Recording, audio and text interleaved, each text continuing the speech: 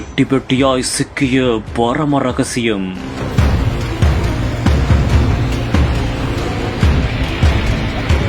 ஸ்பாட்டில் அடுத்தடுத்து என்ட்ரி கொடுத்த போலீஸ் ஆபீசர்.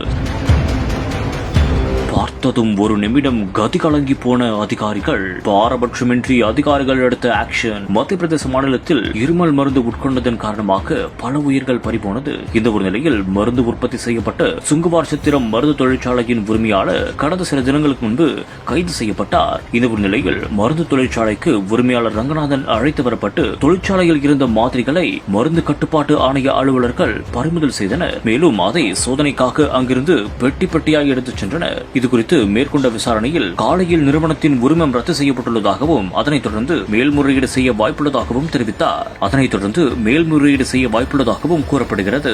மத்திய பிரதேச சிறப்பு காவல் குழு மற்றும் மருந்து கட்டுப்பாட்டு அலுவலர்கள் 10க்கும் மேற்பட்டோர் இந்த ஆய்வின் போது சம்பவ இடத்தில் இருந்தனர். இந்த ஒரு காணொளி தற்போது சமூக வலைதளங்களில் வைரலாக பரவி வருகிறது.